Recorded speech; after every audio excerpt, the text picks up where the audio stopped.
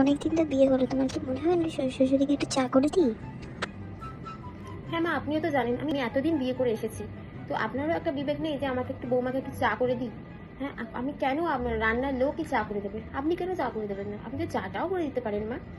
মা, আপনার ছেলে আর আমি একটু বেরোচ্ছি, ঠিক আছে? হ্যাঁ, খালি তোমরা বেরো, আমার ছেলেটাকে তো ভালোই হাত করে নিলে। কিভাবে করলে বৌমা এত হাত? কি করবেন মা বলুন? আপনি তো আর পারেননি, তাই আপনার কষ্টটা বুঝতে পারছি। আমি করতে পেরেছি বলে আপনার খুব কষ্ট হচ্ছে। চিন্তা করবেন না মা, আমি আপনাকে শিখিয়ে দেবো কিভাবে বরকে হাত করতে হয়। একটু বরকে হাত করতে হয়, এই জাদুটা আমি খুব ভালো করে জানি, বুঝেছেন? আপনাকে আমি শিখিয়ে দেবো, কোনো চিন্তা নেই, ঠিক আছে মা? এখন আমার এই লিপস্টিকটা শেষ হয়ে গেছে, এই লিপস্টিকটা আনতে হবে। আমি পার্পেল অর্ডার দিয়ে দিচ্ছি অনলাইনে। হ্যাঁ, তুমি টাকাটা দিয়ে দিও তো। খালি এটা শেষ হয়ে গেছে, ওটা শেষ হয়ে গেছে, আমার ছেলের টাকা পয়সা ধ্বংস করে দিলে। কিন্তু মা, আপনি একটা কথা ভেবে দেখেছেন? আমি যে কসমেটিক্সগুলো আমি আমার বিয়েতে পেয়েছিলাম, সেই কসমেটিক্সগুলো আপনি আমাকে দেননি। আপনি বলেছিলেন আমার অনেক কসমেটিক্স আছে, তাই জন্য এই কসমেটিক্সগুলো আপনি আর আমার ননদকে দিয়ে দিয়েছিলেন এবং আপনার বোনের মেয়েকে দিয়ে দিয়েছিলেন। সেখানে কথাও বলিনি। সেখানে তো আমার মা বাবার টাকা ধ্বংসই হলো না।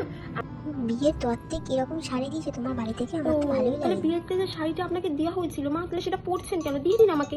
একদম পরবেন না, ওই শাড়িটা দেখি আমি যেখানেই বিয়ে বাড়িতে যান ওই শাড়িটাই পরে যান। এত পছন্দ হয়েছে আপনার, এতটাই অপছন্দ হয়েছে যে আপনি সবসময় পরে যাচ্ছেন, অন্য শাড়ি মানে পছন্দই হচ্ছে না, তাই না মা?